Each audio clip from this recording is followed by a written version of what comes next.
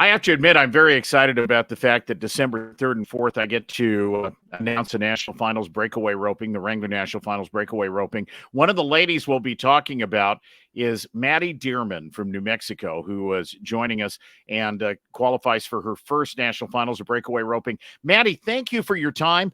Congratulations. When did you know you had the deal sealed this year? When did you know you were going to make it? Thanks, Steve. I appreciate that. Um, I thought that I had the deal sealed about the 1st of August. I thought that I had enough money won to make the finals at that point, and I still had a whole month to go on the season, so I thought I would have some time to gain some traction, and I won Puyallup around, I guess that's around the 1st to middle of August. So after winning Puyallup, I knew that I would at least be top 10. So if I could tell you that every rodeo next year that you need to enter is going to be in Puyallup, Washington, would you be okay with that? You've I won would that be. the last 2 years.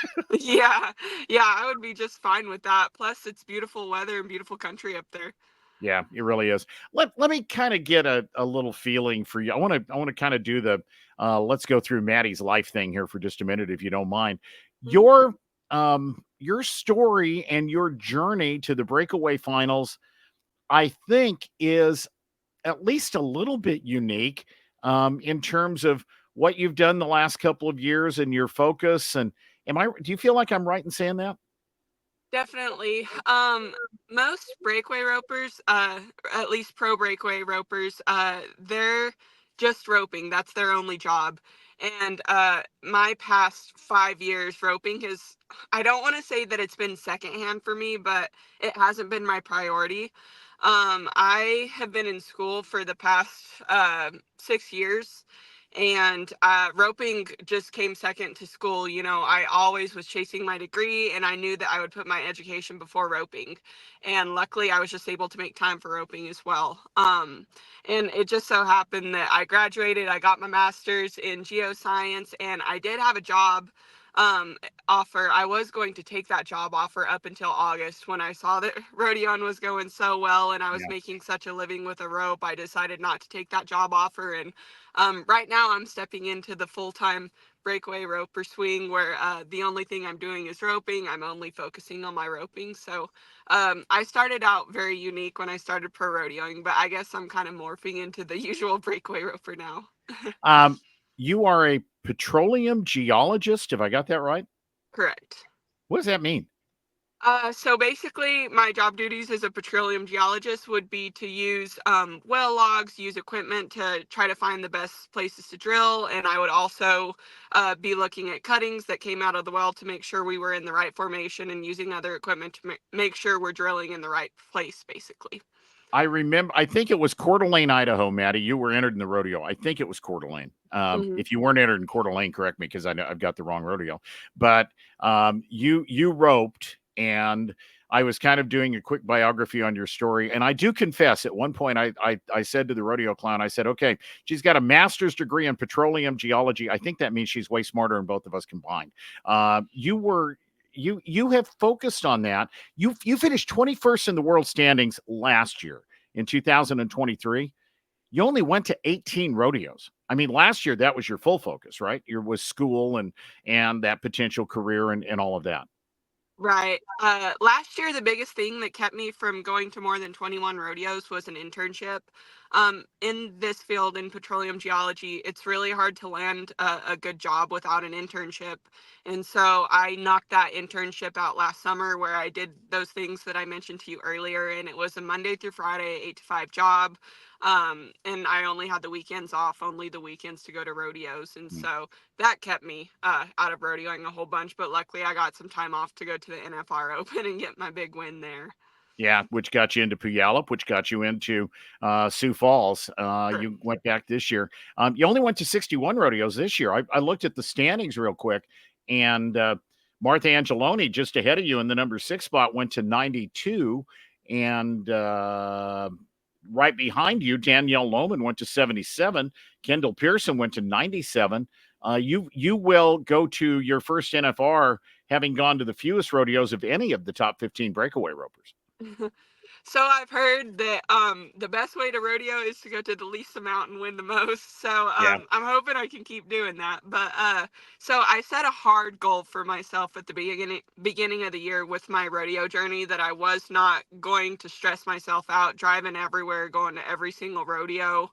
I didn't want to be flying everywhere to try to, just get a few more rodeos in. And I also didn't want to haul the legs off of my horses.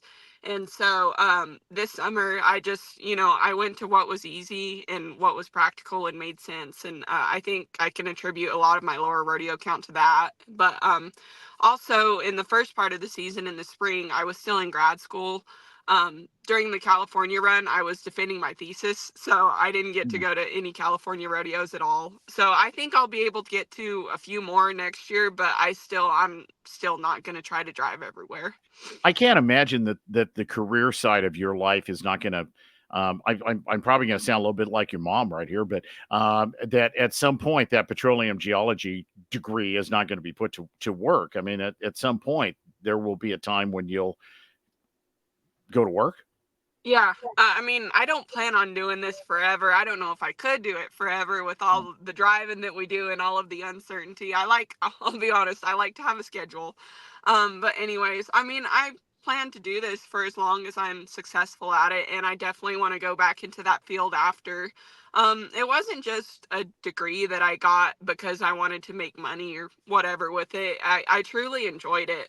Um, it's a very unique field, especially to study in college, because we literally study rocks in Hmm. geology. And some people might make fun of that, but there's so much more that goes into that, especially when you're applying it to Yeah. petroleum geology. But I grew up in the oil field. And so, I kind of had that influence going to college. And once I found that degree, I was like, I love this. I want to do this. And it was something that I loved learning about and I loved doing. So I really do hope that I can get back into that after I do decide to stop roping. Manny, I will tell you that there is, it's where there's a will, there's a way. As somebody who's had a job for a lot of my rodeo career, and I've been announcing rodeos for 30 plus years, you'll figure it out. It'll happen where you can do all of the above, and you'll be successful at everything you do. Um, Let me ask you about your um, I found an article in the Breakaway Roping Journal about you that was written last year, I think, after you won Puyallup, and Mhm. it says Maddy Deerman employs a breakaway swing with more elbow action than other ropers. Her uncommon breakaway roping style has yielded a string of successes that began with the NFR Open in 2023. And got you qualified to go to San Antonio and Houston, all of those with less than 25 rodeos, which we've already talked about. But let's talk about that roping style. Has it morphed? Has it changed? Are you still a little bit unique when we watch you swing your rope from the other 14 girls that'll be at the NFR, for example? I think it's definitely still different than what you'll see on the other girls at the NFR, but it has changed so much. So I'll tell you kind of how it originated. When I learned to rope, my dad taught me how to rope, and my dad was only a team roper. He never roped calves, and my dad actually he got in a roping accident. He was bucked off of a horse while he was roping right onto his right shoulder, Hmm. and he was not able to rope after I was the age of about 8 or so. And so I felt like he channeled all of what he couldn't do because he couldn't rope anymore. He channeled that into me. And so, anyways, when I first learned how to rope, I learned how to head first. And I learned how to head with the old 80s style team roper swing where they pump their elbows up and down a lot. Right. And that always just worked for me in high school. Maybe a little different setups where I had slower calves and I was able to run up on the calves more, and shorter barrier, just kind of easier setups. It always worked. Um, and then I always had my dad to help me with that when I was roping in high school. And when I was a junior in high school, my dad died. And so I had to kind of go on my own with this style that, not many people knew much about.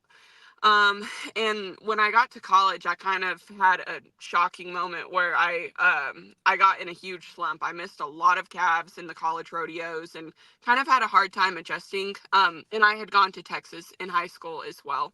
And so that's a shocking contrast and competition to go from New Mexico to Texas as well. And so anyways, missed a lot of calves, and I just tried to change things up after that. I got help from Larry D. Guy, not really direct help, but I would watch a lot of videos, study a lot of videos. Larry D. Guy, Jackie. I watched a lot of Taylor Munsell's videos too, and kind of tried to change things up. I tried to not move my elbow up and down so much, and I tried to really follow through on my swing. And so it's definitely different than what I roped on in high school, but still a little different from what you'll see on other girls today. But I've always just found a way to make it work. Yeah. When your dad passed away, and again, this Breakaway Roping Journal article, you were 15 years old, a sophomore in high school. And reading from the Breakaway Roping Journal, the loss left Deerman worried there would be a crisis in her roping, and what would become of the gelding Bebop that only had a handful of rides on him. He's still in your stable, right? Is he your number one? He isn't my number one, but he is an asset to, the horses that I ride. And he's such a special little horse, thinking about all that we went through together. Like, when I look back and think on it, training Bebop was kind of a part of a healing journey for me. I learned that I can actually do things without my dad. And so actually, my fiance uses Bebop a little bit more than I do. Hmm. I finished Bebop in the breakaway roping, maybe my second year of college or so, and I used him all the time at little jackpots and little rodeos. He was a horse, different horses have different setups, and he was a horse that I just like to use better in short setups. And as you know, most of the summer are long setups, and so I get on my other horses. But I used him at Nampa at the Snake River Stampede, and he helped me win second over all there at a little shorter setup. He was great there. But my fiance used him all summer in the calf roping, and used him all last summer in the calf roping as well. Yeah. Did your fiance's Garrett Jacobs, did he team rope on him at all, or? Yes, he actually did team rope on him, and it's kind of a recent thing where we got back home and he's able to make some more practice runs, and he's actually entered in Lubbock today. He went on Bebop. Well, I'll be darned. Mhm. Tell me about the horses that you will have at the National Finals Breakaway Roping. Your bio on the WPRA's website says you got 3. Tell me about the horses and which one do you think you'll start on? Have you figured that all out yet? Yep. So my main horse that I used all summer and that I'll start on at the finals is Whopper. He's a 15-year-old gelding. His papers are nothing special. We got him as a 3-year-old, ranched on him for a long time, and he was honestly kind of a little turd to ranch on. Into when I started roping on him, he was just so stubborn, and to this day, he will spook at every single thing. It might not be that plastic trash bag that rolls across the arena, but it will be a rock. He's one of those horses. Yeah. So anyways, he's just good in every setup, and he gives me so much confidence when I rope on him. He's a horse that he kind of punches on his front end when he stops, so I feel like that really helps me to break the rope off faster and maybe shave off a couple tenths without him cheating me or taking my throw away. And then my second backup horse that I'll have, I'm not sure if I'll get on him or not at the finals. I have heard that our calves will be separated into kind of slower and faster pins, and Yeller is a horse that I like to rope on in faster, with faster calves. But anyways, I call him my old faithful. He's a 17-year-old gelding. Had him forever. Again, we got him as a 3-year-old. Ranched on him for a long time before I started roping on him. And he kind of has a funny story because the only reason that I got Yeller was he almost bucked my dad off on a rattlesnake. And at that time, his name was Glue Stick. And my dad was like, I am done with this horse. This is the last straw. Either you take him and make him into something, or he's getting sold. And so we had a lot of long hot summer days to make Yeller into a good breakaway horse. But I guess he just took to that a little bit more than working with my dad. But anyways, he's good on long setups. I rode him quite a bit this summer too, and he's just one that I feel comfortable roping on. Do you feel like this may be a Steve's dumb question in the interview? I don't know. Do you feel like having these horses that you've ranched on and done all these other things outside of the rodeo arena gives you better, more well-rounded horses? Absolutely. I've thought about that, and I'm thinking about getting another horse to start training. I've only had ranch horses up to this point, and I was looking into getting more of the cutter reiner types, and I had a conversation about that with my fiance, and I'm like, all of my horses have been ranched on and worked on so much, and I feel like it just makes them so well-rounded and able to adapt to anything. Like my horse Bebop, he hasn't been healed on very much, but my fiance stepped on him this summer, healed on him, and he took to it great. And it might be an unpopular opinion for me, or might be just my opinion, but I really feel like that ranching background not only makes their minds more sound, but they're able to adapt to anything. And also where I grew up ranching on them, it was really rocky, tough country, and they've all been great and sound for me. And so I felt like them growing up in that environment also kind of makes them more sound. Yeah. Maddie, let me ask you about the finals. 2 days, 5 go rounds a day. Um, it'll go fast. Mhm. And I guess my question to you about that is, have you reached out? Have you called up, I don't know, Shelby or Jackie or Martha Angeloni or any of the other top 15, Danielle, anybody, and said, hey, what do I need to know? What do I need to expect? What do I need to plan and prepare for? A little bit, but not really. I feel like part of my game plan is that I am always ready to face whatever, and I don't really get too nervous about it. Like I, I've been telling myself coming into the finals, like this is just another rodeo. That's all that it is. But I did talk to Taylor Munsell. I went with her a little bit this summer and kind of asked her what to expect and like asked her how she prepares, and she's like, I'll just get on one of my practice horses and make finals runs. And I was like, well, do you set up an arena? Like, do you set up a mock arena and practice in that? Is that necessary to what I should do? And she doesn't. I know a lot of girls do, but she doesn't. And Steve, I'm just gonna treat it like another rodeo. I think that's the best mentality that I have for it coming in. I have been practicing in preparation for it. Like I have four horses to run calves on, and I limit myself to 5 calves every day on those horses because that's what I'll get in Vegas, and I go in there with the mentality that these are my Vegas calves. You're in Lubbock, Texas right now. The rodeo there is getting underway this weekend. And did you tell me you told me it was windy? I remember that part of the conversation. I mock acted like I was shocked that it was windy in Lubbock. But how'd you do? Or have you roped yet?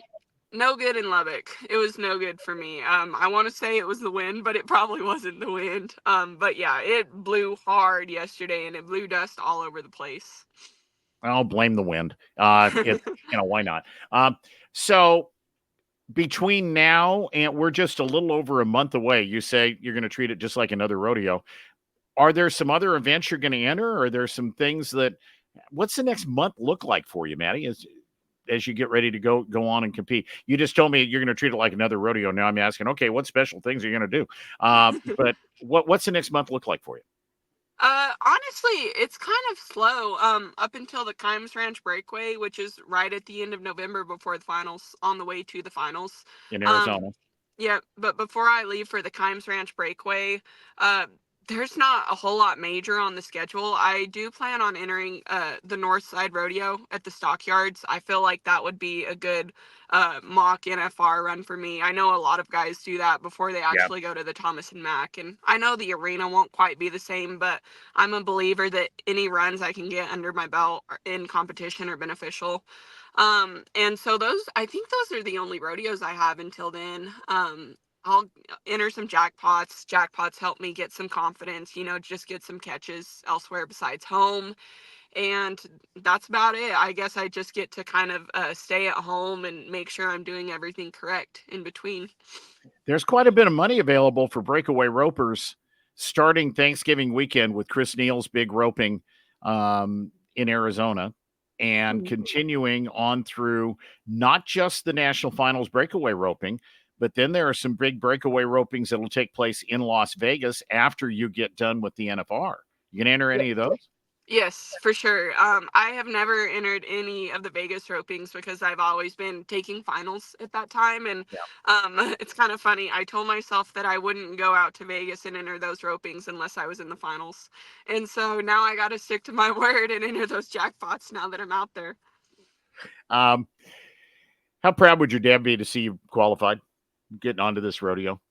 You lost him when you were young, but it sounds to me like you owe him an awful lot in terms of learning how to rope and learning how to ride and learning how to train horses. Does it all go back to Brooke?